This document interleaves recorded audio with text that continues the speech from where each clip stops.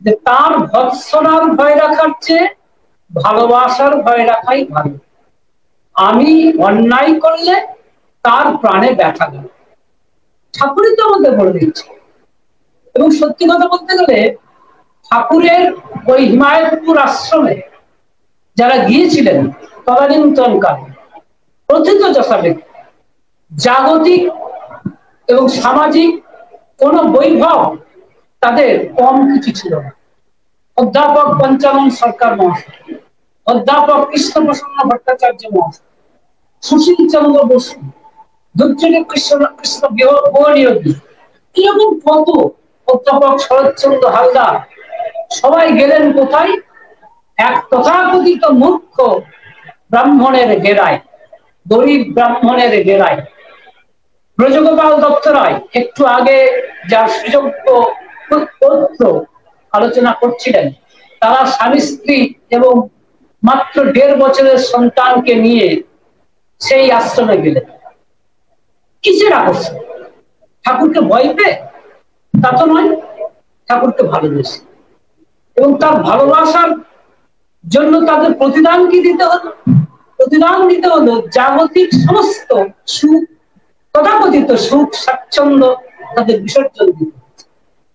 স্যাঁতস্যাঁতে ঘরে থাকতে হয়েছে, চূড়ান্ত দারিদ্র, একবেলা মাত্র আনন্দবাজার পাওয়া যায়, মা কষ্ট করে সেটা জোগাড় করেন মাতা মঙ্গলী, সেরকম একটি পরিবেশ এইসব মানুষেরা গেলেন। কেন? কিসের আশায়?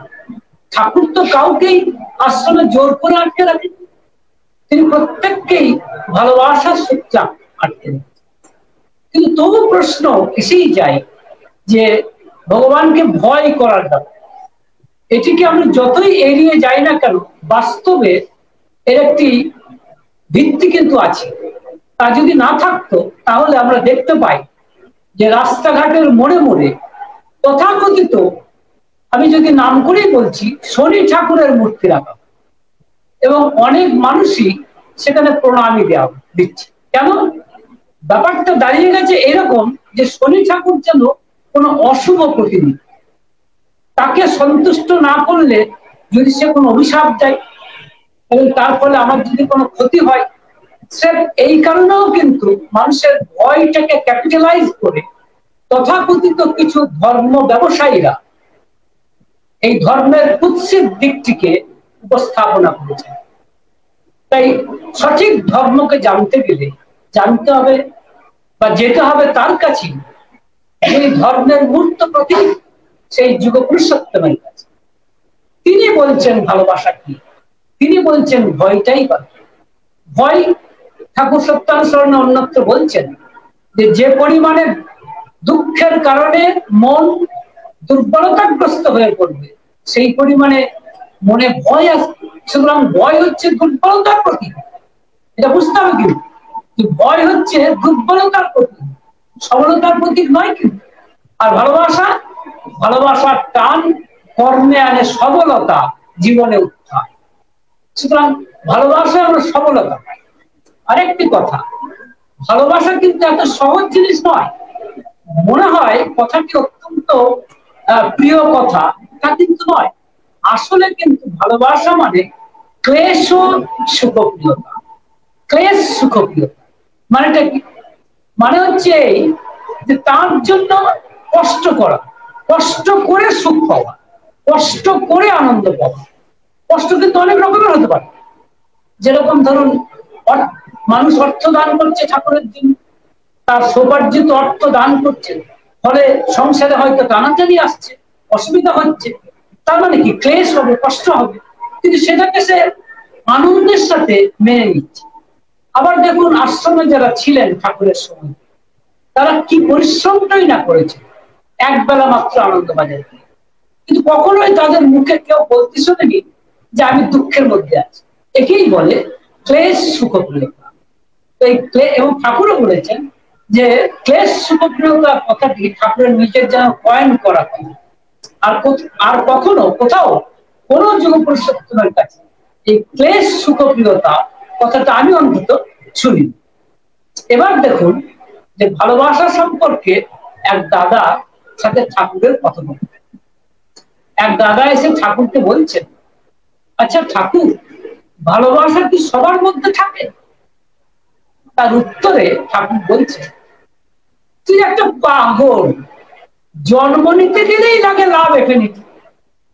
আপনারা জানেন যে ঠাকুর মাঝে মাঝে ইংরেজি কথা বলতেন, তাই ঠাকুর বলছেন তুই একটা পাগল, জন্ম নিতে গেলেই লাগে লাভ এফিনিটি। একটু আগে শ্রদ্ধেয় কার্তিকদা বলছিলেন যে আমি যেমন বাবা মার ভালোবাসার ফসল আমি, তার কারণ হচ্ছে যে জন্ম নিতে গেলেও কিন্তু লাভ এফিনিটি ঠাকুর বলছে, মানে প্রীতি সন্দেহ, এটা না হলে কিন্তু হবে না।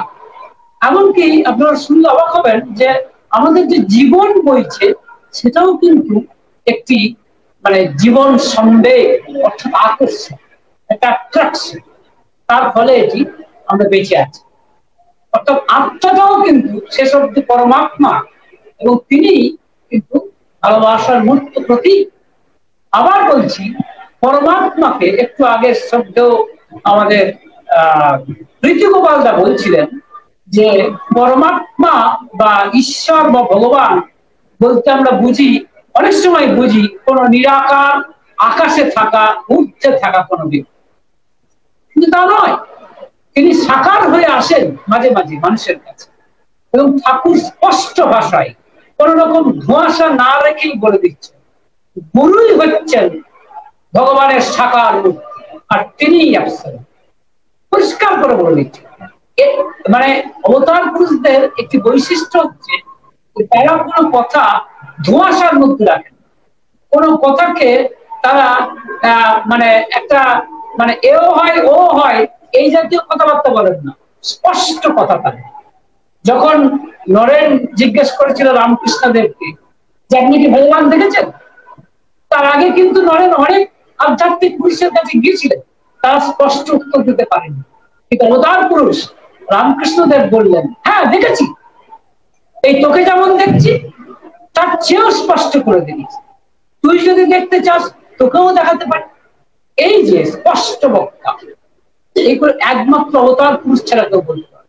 তাই শ্রী শ্রী ঠাকুর অনুকূলচন্দ্র তার সহস্ত লিখিত সত্যানুসরণে বললেন যে গুরুই ভগবানের সাকার আর তিনিই আছেন। সুতরাং তাকে ভালোবাসবো, বাসবো কাকে? তাকে ভয় পাবোই বা কেন? প্রশ্নটা এইখানে। কিন্তু ভয় পাই তা সত্য। কেন পাই? কারণ আমাদের দুর্বলতা আছে। আমরা তো বৃত্তি প্রকৃতির অধীন মানুষ, সাধারণ মানুষ আমরা, আমাদের কিন্তু নানা ধরনের একটুতেই আমাদের বিশ্বাস চলতে যায়। এখন ঠাকুরকে ধরে অনেক সময় দেখা যায় যে সবসময়তেই যে আমাদের হয়তো দেখা যাবে যে একটা সাংসারিক কোনো বিপত্তি হলো বা কোনো বিপদ হলো, আমি ভাবলাম তাই তো ঠাকুরকে ধরলাম, তাহলে আমার বিপদ হলো কেন? এইখানেই আসছে যে ভালোবাসা, ঠাকুর বলছেন হৃদয় বিনিময় হচ্ছে ভালোবাসার একটি লক্ষণ। আর তুমি যদি সেই হৃদয় বিনিময় না করো তারপরে তুমি ভালোবাসোনি, এটাও ঠাকুর মানে সত্যানুসরণ বলছে। অর্থাৎ কোন বিপদ আসবে, কোন বিপত্তি আসবে, সেইটাকে রক্ষা পাওয়ার চাই যদি আমি ঠাকুরকে ধরি। সোজা কথায় কোন প্রত্যাশার বিনিময়ে যদি ঠাকুরকে ভালোবাসি তবে সে ভালোবাসা বারংবার হবে নিষ্ফল, কখনোই সেটা হবে না। ঠাকুর আমাদের প্রার্থনা মন্ত্রেও বলেছে তোমায় ভালোবাসি বলে হৃদয় উত্তর, মানে আমার ভালোবাসা তোমার পায়ে পড়ুক, তোমায় ভালোবাসি বলে। এবং কি বলছেন যে ভালোবাসায় কিন্তু কোনো প্রত্যাশা থাকে না, মনে রাখবেন। আর কিন্তু আসক্তিতে প্রত্যাশা থাকে।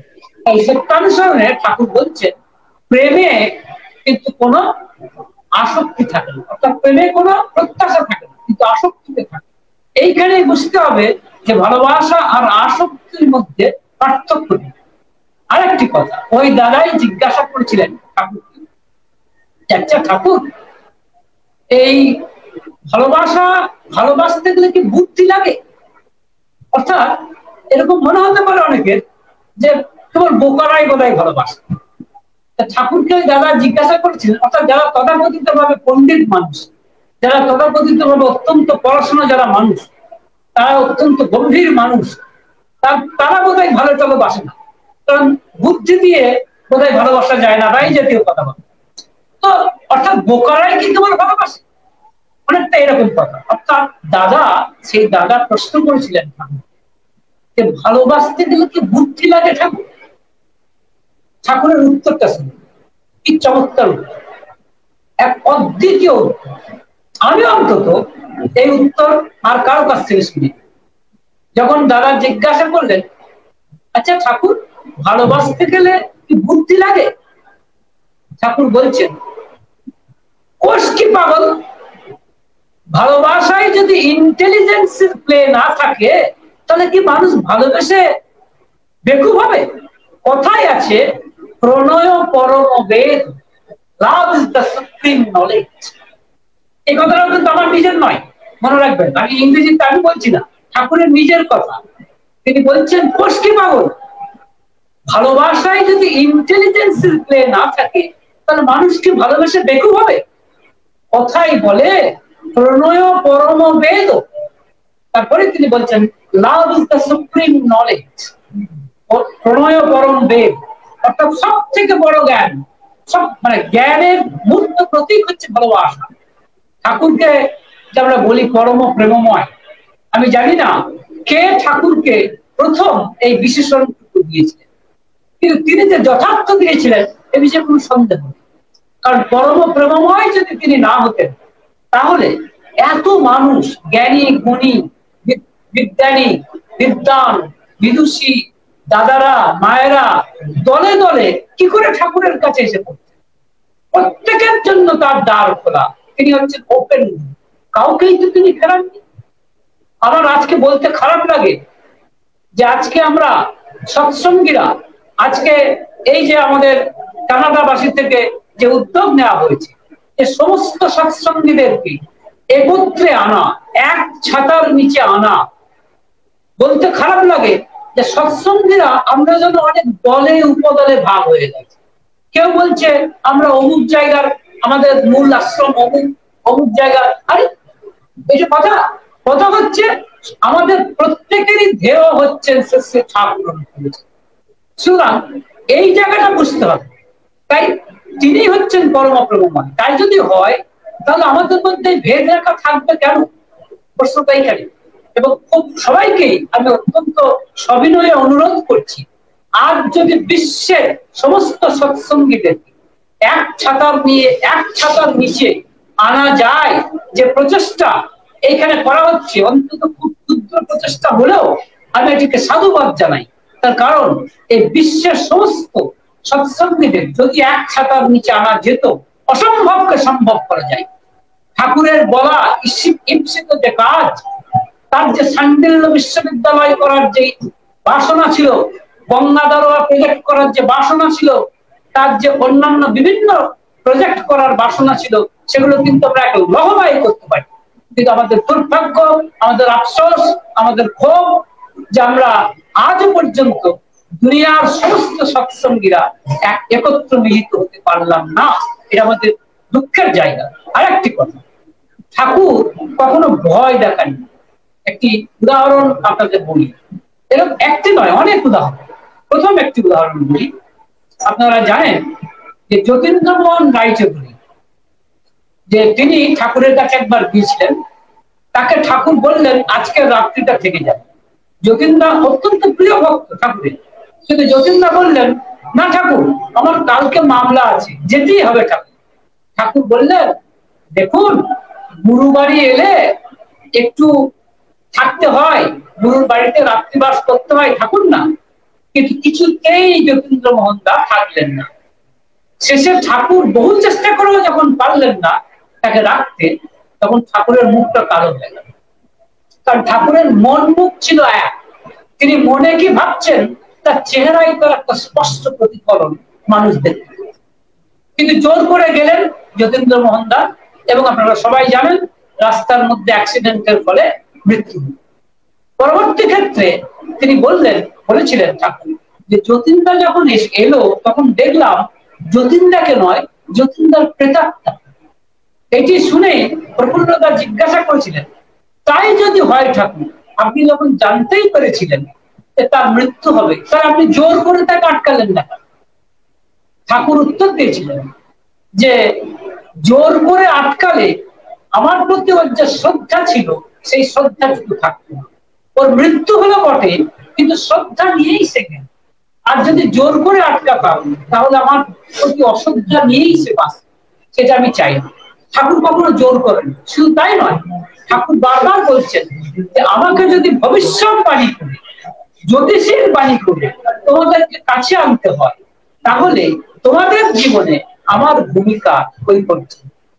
আমি ঠাকুরকে ভালোবাসবো মানে কিছু পাওয়ার আশায়, তাহলে কিন্তু কোনোদিনই ভালোবাসা যাবে না। আমার দেখুন, সুশীলা মা বলে এক মা আশ্রমে থাকতেন, তার এক ছেলে রুনু চাকরি পেয়েছে।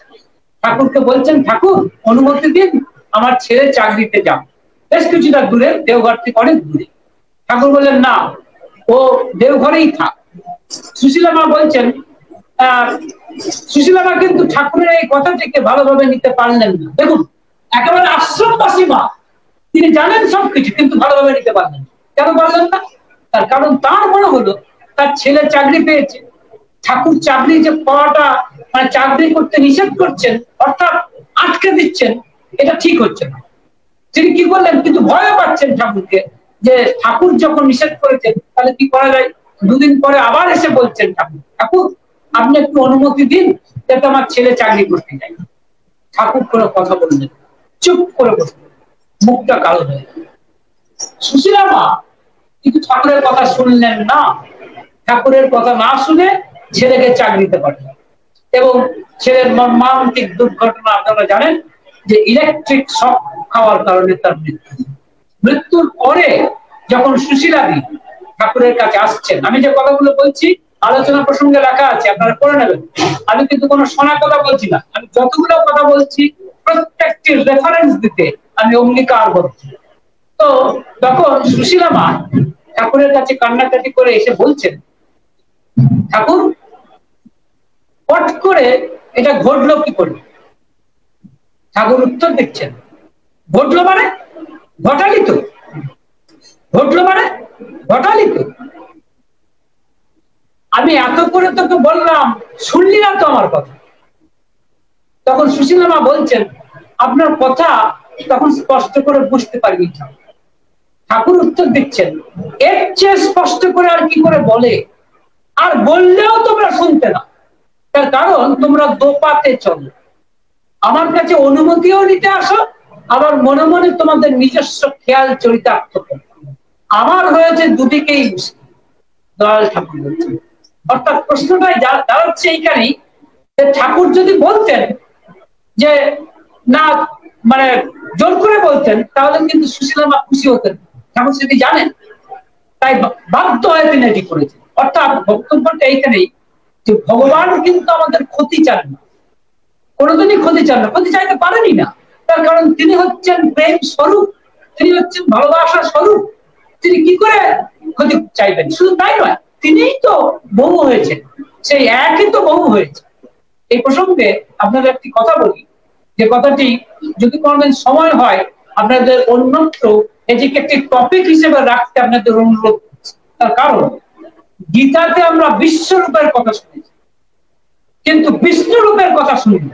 বিষ্ণুরূপের কথা শুনলাম একমাত্র শ্রী শ্রী ঠাকুর অনুকূলচন্দ্রের। কি করে? আপনারা পড়ে দেখবেন, প্রথম খণ্ড আলোচনা প্রসঙ্গে প্রথম খণ্ডে একেবারে শেষ 4টে লাইনে বিশ্বরূপ নিয়ে কথা বলবেন। ঠাকুর বললেন, বিশ্বরূপে আছে বহু যে এক, এই বহু, আর বিষ্ণুরূপে আছে একই যে বহু, এই বহু। এই বিষ্ণুরূপ কথাটি আমি অন্তত আর কারো কাছ থেকে শুনি। যদি সময় সুযোগ হয়, এই বিষ্ণুরূপ নিয়ে ঠাকুর অনেক কথা বলেছেন এবং আমাদের বুঝিয়েছেন। আমি সে প্রসঙ্গে যাচ্ছি না, আমি শুধু একটা কথাই বলছি। ঠাকুর যেটি বললেন যে বিষ্ণুরূপ মানে একই বহু হয়েছে, অর্থাৎ ঈশ্বর এক ছিলেন, ভগবান এক ছিলেন, কিন্তু তিনি বহু হতে চাইলেন। কেন হতে চাইলেন? এটা রামকৃষ্ণদেবকে জিজ্ঞাসা করা হয়েছে। ভগবান তো এক ছিলেন, তিনি বহু হতে চাইলেন কেন? তারই তো সৃষ্টি, আমরা তো সবাই তারই ক্রিয়েশন।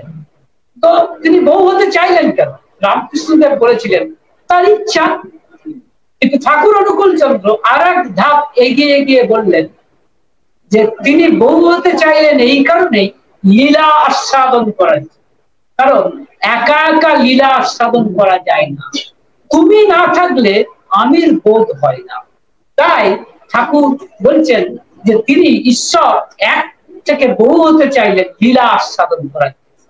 এবং দেখুন তিনি যে সারা বিশ্ব ব্রহ্মাণ্ডে যা কিছু সৃষ্টি করেছেন, দেখাতে পারবেন না যে কোনো দুটো জিনিস, কোনো দুটো ক্রিয়েশন, কোনো দুটো সৃষ্টি সম্পূর্ণরূপে এক। তা কিন্তু নয়, একটা সে তার একটা একটু হলেও তফাৎ আছে। এবং ঠাকুর বলেছেন, আপনারা জানেন এই পাঠশালায়, যে এক আর একে যোগ করলে কিন্তু একই হয়, দুই হয় না। তার কারণ দুটো এক সম্পূর্ণ না হলে, এক না হলে কখনো দুই হয়। সুতরাং ঠাকুর ঈশ্বর তার ক্রিয়েশন, তার সৃষ্টিকে কখনোই মানে ভয় পাওয়াতে চান না, তাকে ভালোবাসতে চান।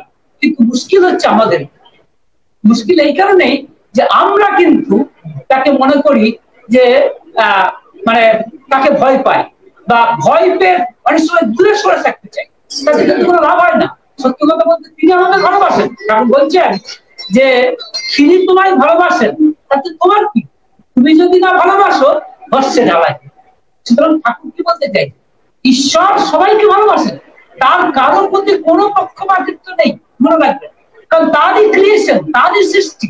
আমরা যদি কষ্ট পাই, আমরা যদি যন্ত্রণা পাই, তো তিনি তাতে কষ্ট পান, যন্ত্রণা পান, তিনি তাতে আনন্দ অনুভব করেন না। সুতরাং এটা ভাবার কোনো কারণ নেই যে তিনি আমাদের ভয় দেখাতে আসছেন। ভয় দেখানো তো তার কোনো স্বার্থ নেই, তিনি আমাদের ভালোবাসতেই চান। কিন্তু মনে রাখতে হবে, আমাকে কিন্তু একটা এগিয়ে যেতে হবে। ঠাকুর বলছেন যে মানে জগন্নাথ দেবকে উদ্দেশ্য করে বলছেন, ছোট জগন্নাথ বলা হয়, কিন্তু তাকে যদি কেউ জড়িয়ে ধরে তিনি কিন্তু টেনে নিয়ে যেতে পারেন। তাই ঈশ্বরকে, ভগবানকে অর্থাৎ ঠাকুরকে আমাদের ভালোবাসতে হবে, তাকে জড়িয়ে ধরতে হবে, অর্থাৎ আমাকে তার দিকে 100 এগিয়ে যেতে হবে, তাহলে তিনি আমার দিকে 100 পা এগিয়ে আসবেন। আমি যদি 1 পা এগিয়ে না যাই, তিনি কিন্তু 1 পাও এগিয়ে আসতে পারেন না, তার শত ইচ্ছা থাকবে। এটা মনে রাখতে হবে। যাই হোক, আমি আমার যেহেতু সময়ের সীমাবদ্ধতা আছে এবং আপনারা শুনেছেন ধৈর্যের একটা সীমা আছে, সুতরাং আমি আমার বক্তব্য আর দীর্ঘায়িত করব না। আমি শুধু এইটুকুই বলতে চাই যে ভয় কিন্তু দুর্বলতার প্রতীক, আর ভালোবাসা হচ্ছে সবলতার প্রতীক। কিন্তু আমার মধ্যে ভালোবাসা আছে, কিন্তু সেই ভালোবাসাকে প্রজ্বলিত করার জন্য ভালোবাসার স্বরূপ যিনি প্রেম স্বরূপ, যিনি পরম প্রেমময়, সেই পরম প্রেমময় শ্রী ঠাকুর অনুকূল চন্দ্রকে জীবন সর্বস্ব না করলে কিন্তু ভালোবাসার প্রকাশ কোনোদিনই আমাদের জীবনে ঘটে উঠবে না। এটা বুঝতে হবে, কারণ তিনি ভালোবাসার স্বরূপ, প্রেম স্বরূপ। তাকে ছাড়া সবকিছু নিষ্ফল, বারংবার হবে নিষ্ফল। সুতরাং আমাদের জীবনে তিনি ধ্রুবতারা হয়ে থাকুন, তিনি জ্যোতিষ্মান হয়ে আমার হৃদয়ে জ্যোতিষ্মান হয়ে সেই প্রকাশিত হন। দিনের পর দিন আমার জীবনের রাস যাত্রায় তার নিত্য রাস যাত্রা চলুক। আমার মনের আয়নায় তার ছবি যেন আমি নিরন্তর দেখি, তার রাতুল চরণে, এই কামনা করে। এবং সমস্ত সৎসঙ্গীদের মনের আয়নায়, শুধু সৎসঙ্গী কেন, যে প্রত্যেকটি মানুষ, প্রত্যেকটি ক্রিয়েশন, প্রত্যেকটি সৃষ্টির মনের আয়নায় যেন ঠাকুরের ছবি প্রজ্বলিত থাকে, এবং ঠাকুরের দেওয়া সব নাম যেন আমরা করি। এই দুটোর সম্মিলনে আমরা নিজেরাই যেন ভালোবাসার স্বরূপ হয়ে উঠি। ঠাকুর যা চেয়েছেন, সেই পরম প্রেমময়ের ইপ্সিত যে ইচ্ছা, তাকে যেন আমরা বাস্তবে পরিণত করতে পারি। আমাদের প্রচেষ্টা ক্ষুদ্র ক্ষুদ্র হলেও কিন্তু ঠাকুরের দয়ায় সাধারণ মানুষ কিন্তু অনেক বেশি যোগ্য হয়ে উঠতে পারে। তার মনে রাখবেন, যোগ্যতা কথাটাই এসেছে যুজ ধাতু। যুজ ধাতু মানে যুক্ত হওয়া, তার সাথে যে যুক্ত হয় অযোগ্য যোগ্য হয়ে উঠে। সুতরাং যোগ্য হয়ে উঠবার এক এবং একমাত্র কৌশল সেই পরম পুরুষকে করা। ভালো থাকবেন। বন্দে পুরুষোত্তম।